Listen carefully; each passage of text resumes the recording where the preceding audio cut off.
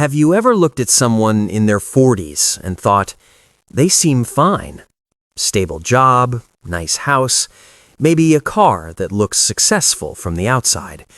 But then you quietly wonder, are they actually okay financially? Because something strange is happening in America right now. Millions of people in their 40s appear financially stable, yet many of them are on track to retire with almost nothing. Not because they're irresponsible, not because they don't work hard, but because of a pattern most people don't notice until it's too late, and it often begins decades earlier.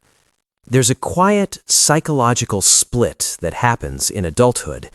You could call them two different financial mindsets. Two people can earn the same salary. They can live in the same neighborhood, drive similar cars, raise kids in the same schools. But by the time they reach their 40s, their financial futures look completely different. One person slowly builds security over time. The other stays stuck in a cycle of earning, spending, and starting over. And the strange part is, both of them believe they're doing the right thing. This pattern isn't just about money, it's about psychology. One researcher who explored this deeply was Daniel Kahneman, the Nobel Prize-winning psychologist who studied how people make decisions. His work showed something uncomfortable about human behavior. People don't always make decisions based on long-term outcomes. They make decisions based on how something feels right now. Immediate relief, immediate comfort, immediate reward. And when it comes to money, that emotional pattern can quietly shape an entire life. Think about two people in their early 20s. Both start their first real job. Both are excited about finally earning their own money. But they begin forming two very different relationships with it. The first person feels a small tension when they spend. Not fear, just a quiet awareness. They think about the future, even if it's far away. So they save a little. Not perfectly, not obsessively, just consistently. The second person experiences something different. For them, spending money feels like relief. After a stressful day, they buy something. After a long week, they treat themselves. After a tough month, they upgrade something. The spending isn't reckless. In fact, it often looks completely normal. New phone every couple of years, a slightly nicer apartment, a car payment that feels manageable. Individually, none of these choices seem dangerous, but together, they slowly erase the future. Psychologists sometimes call this present bias. The human brain naturally values today more than tomorrow. But for some people, that bias becomes a lifestyle. And over 20 years, that small difference grows into something massive. By the time both people reach their 40s, one person has quietly accumulated stability. The other person has mostly accumulated obligations, bills, payments, financial commitments that restart every month. What makes this even more complicated is where these patterns often begin. Many people don't learn their relationship with money in adulthood. They absorb it much earlier, in childhood. If someone grew up in a home where money felt unpredictable, where paychecks disappeared quickly, where stress around bills filled the air, their nervous system learned something important. Money equals temporary safety. Not long-term planning, just short bursts of relief.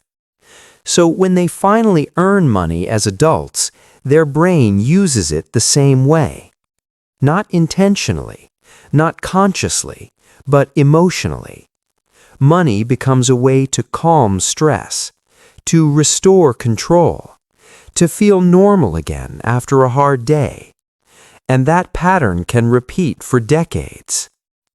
Meanwhile, the outside world tells a completely different story. Society often rewards the appearance of stability. A nice apartment, a reliable car, vacations that look good in photos. But appearances are not financial security. And this creates one of the quietest financial traps in modern life.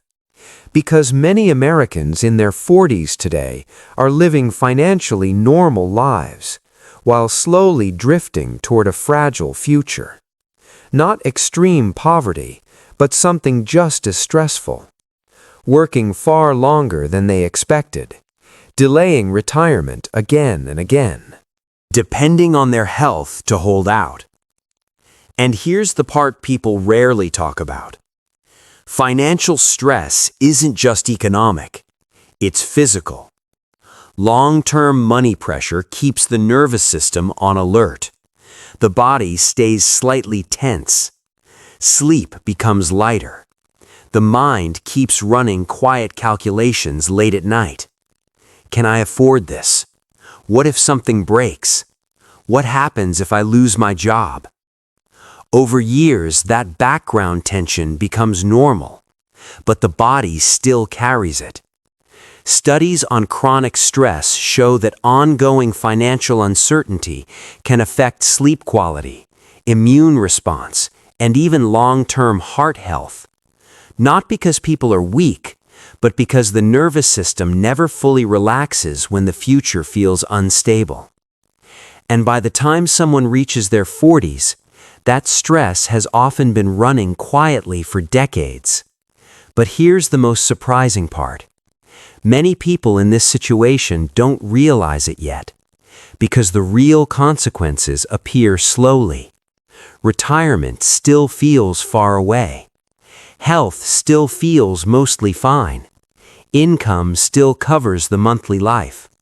So the pattern continues, month after month, year after year, until one day, time suddenly becomes visible. A coworker retires. Parents begin needing help. Energy levels shift slightly, and the future that once felt abstract starts to feel close. That's when many people begin asking a difficult question. How did time move this fast?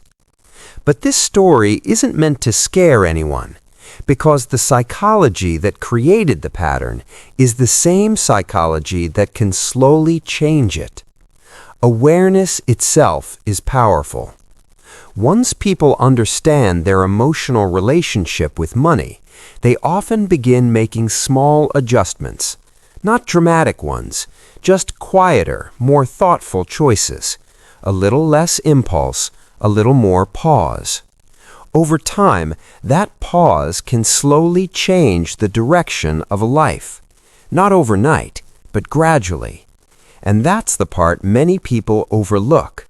Financial stability rarely comes from huge decisions. It usually grows from small habits repeated over decades. Tiny moments where someone chooses the future instead of just the present. And when people start doing that, something interesting happens. The nervous system relaxes. Not instantly, but gradually. Because the future stops feeling like a threat and starts feeling like something being built.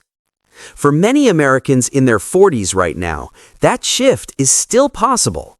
Not by chasing extreme wealth, not by living in constant restriction, but by understanding the quiet psychology behind everyday choices. Because money isn't just math, it's emotion, it's habit, it's history. And sometimes it's simply the story we learned long before we had our first paycheck. If this topic felt familiar, there's another video on Mind About People exploring a different psychological pattern behind how people quietly shape their future without realizing it. And if you enjoy calm conversations about human behavior and psychology like this, you're always welcome to subscribe to Mind About People and stay for the next one.